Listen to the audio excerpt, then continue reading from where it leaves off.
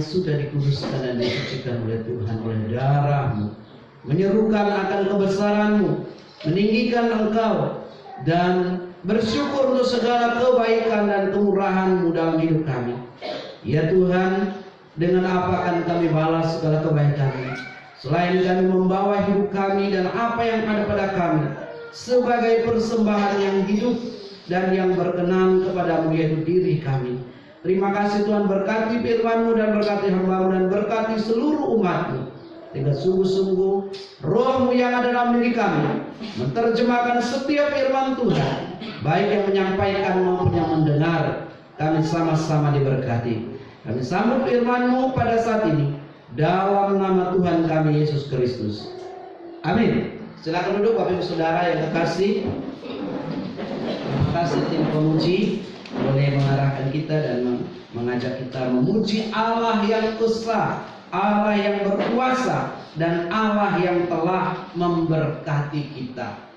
Bapak Ibu Saudara, kita akan belajar kebenaran firman Tuhan tentang memberi dengan benar. Berarti ada yang tidak benarnya. Nanti kita akan belajar dalam bagian firman Tuhan.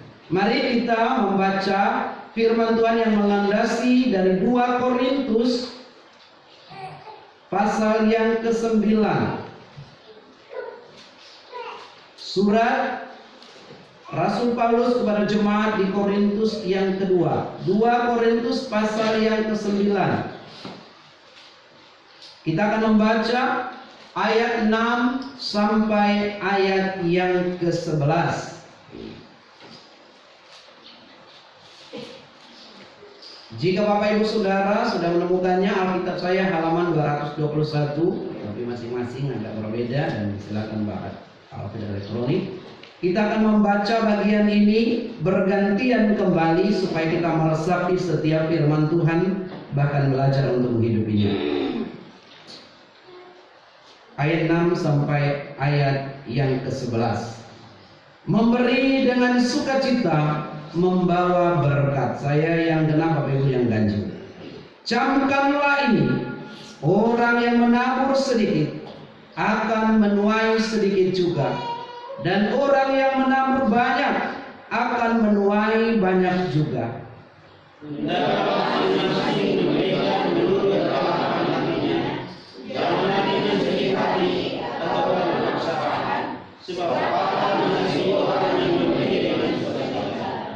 Dan Allah sanggup melimpahkan segala kasih karunia kepada kamu, supaya kamu senantiasa berkecukupan di dalam segala sesuatu, dan malah berkelebihan di dalam pelbagai kebajikan.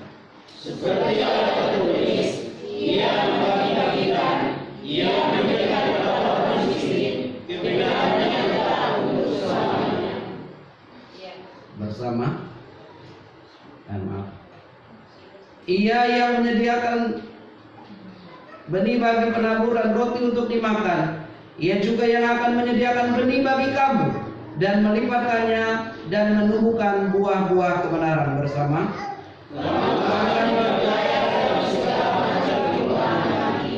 Yang membangkitkan syukur kepada Allah oleh karena kami. Amin. Nanti silakan meneruskan ayat 12 sampai 14 supaya lebih memahami secara menyeluruh dalam perikop ini. Tetapi bagian ini diberikan dari sini, memberi dengan benar. Yang pertama kita akan belajar asumsi atau asumsi hipotesa atau kesimpulan awal. Asumsi orang dari judul atau tema ini adalah memberi itu ada yang benar dan ada yang salah. Kenapa demikian? Rupanya jemaat yang ada di Korintus ini dilihat oleh Paulus untuk memberi kepada jemaat di Yerusalem pada setiap mereka ada konferensi atau istilahnya persidangan sekarang ini. Ketika semua orang percaya bersidang ke Yerusalem, dan jadi konteksnya ada jemaat ini.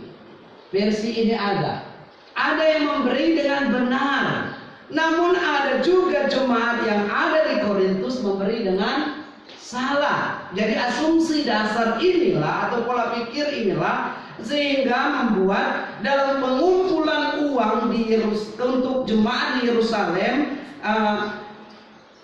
Paulus melihat dua kriteria ini dalam jemaat sehingga meluruskan di bagian ayat 6 sampai ayat yang ke-15.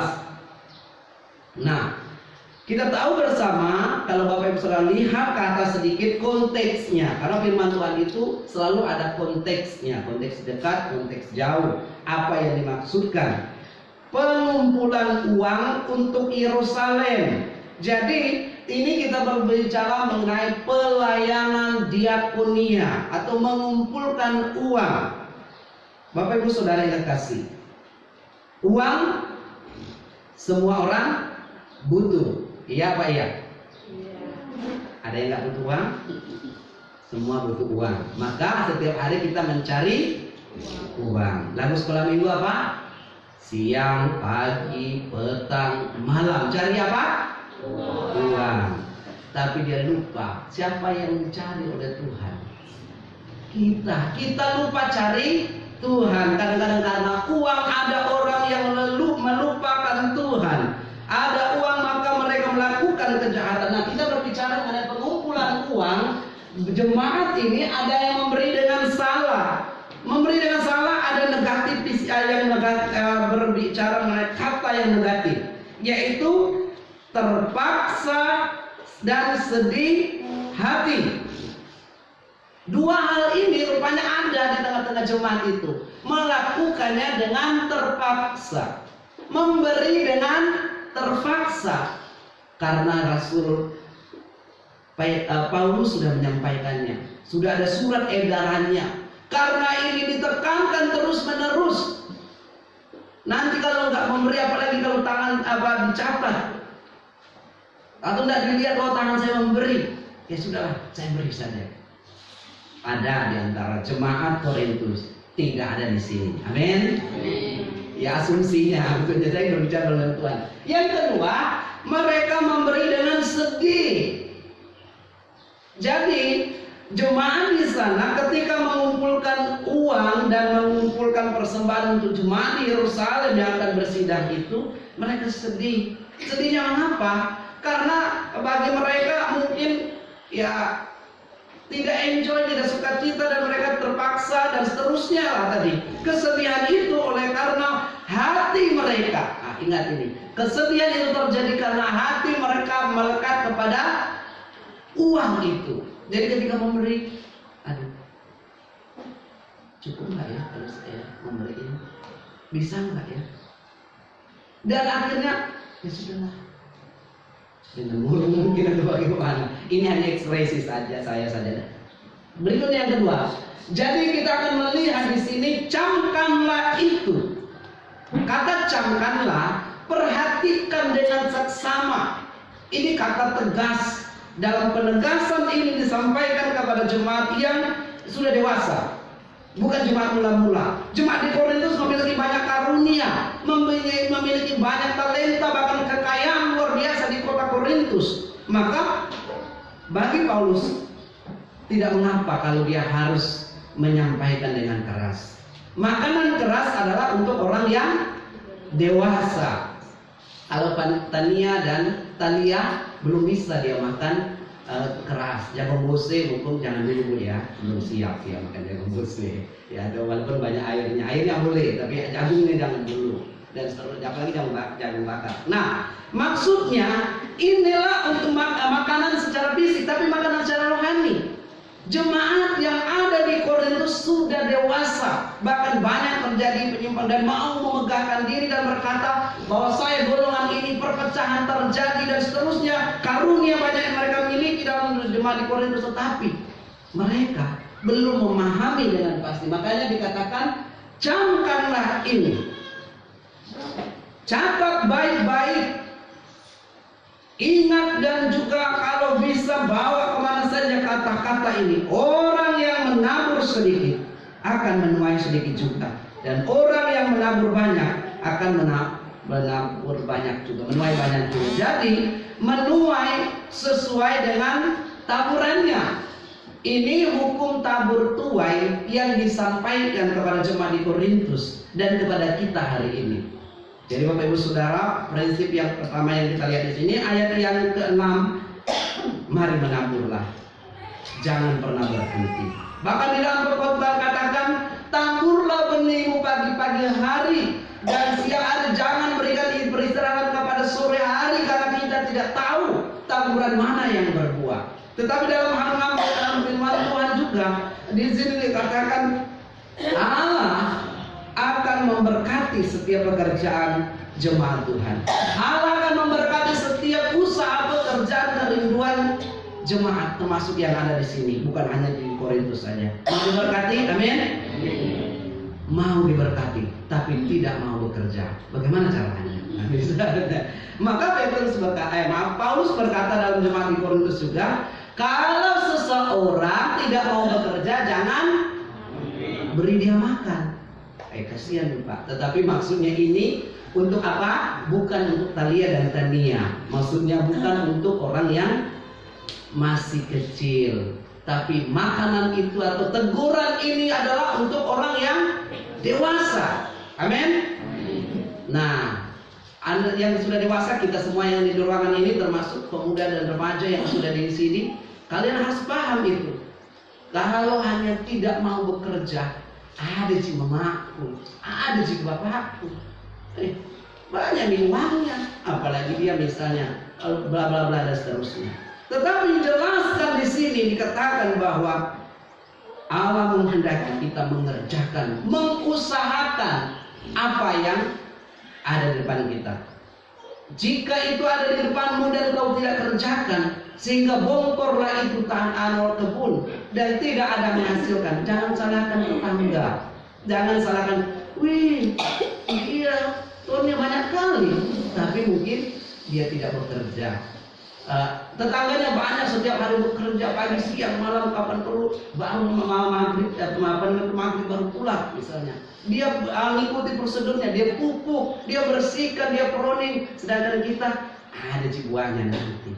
Tenang Jo, kata orang sana saudara. Nah inilah prinsip yang dikatakan yang pertama itu, menuai sesuai dengan taburan. Jadi mau menuai banyak? Mau uang banyak? Banyak bekerja. Nggak ada cara lain. Jangan ikuti giveaway Baim Wong. Ada nggak itu? Ada sekarang ini. Tapi Bapak Ibu sudah itu tipuan. Saya mau berkata jangan ikuti. Wih, dapat rekening atas nama ditulis di situ, atas nama Ahmad Sutrayadi 25 juta disebar kepada tidak ada uangnya. Itu hanya hoax, bahasa anak muda, hoax. Nah, jadi kalau kita mau terima uang bersetumpuk juga harus bekerja. Maksudnya banyak bekerja. Pontang panting memang harus bekerja. Kapan Bapak sudah berhenti bekerja? Iya, ya puji Tuhan ya, ada nenek tua kita di sini. Nenek kemarin saya datangi ke pondok, nenek dari keluarga Bapak Sumulino Bais. Dia bilang, saya tanya beliau, nenek masih kuat jalan? Dijawab karena bahasa internasional saya nggak paham ya, jadi intinya dia masih bekerja.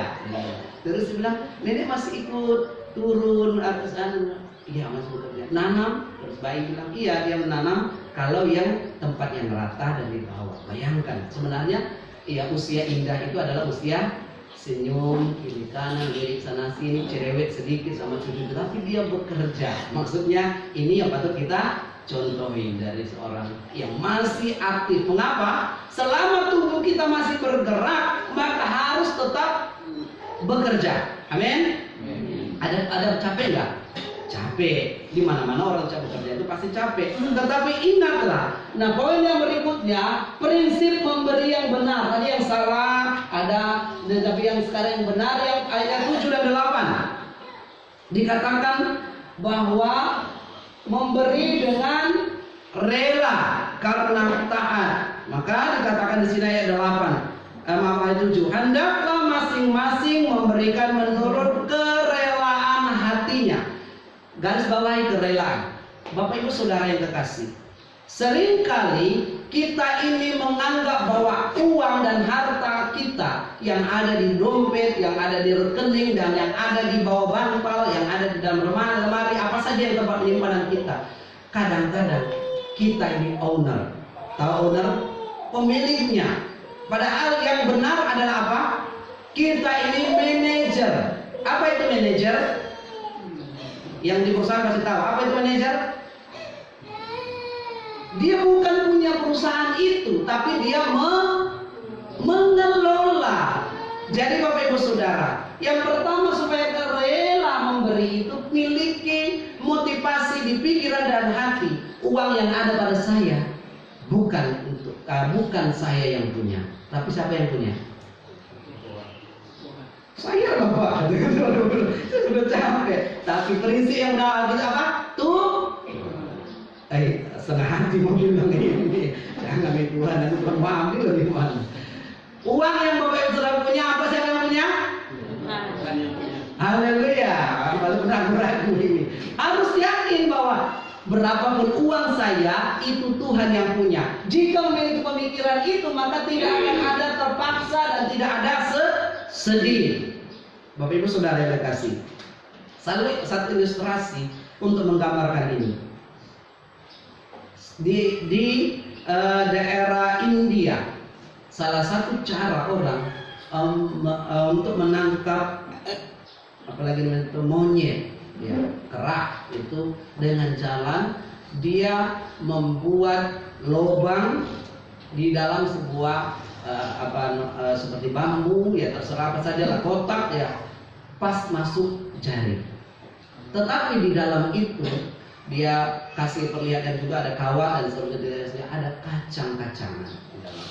Jadi dengan sendirinya maka monyet akan berusaha untuk ambil itu dengan tangannya. Pas tangannya dia masukkan, tapi di sana banyak kacang-kacangan, dia masukkan.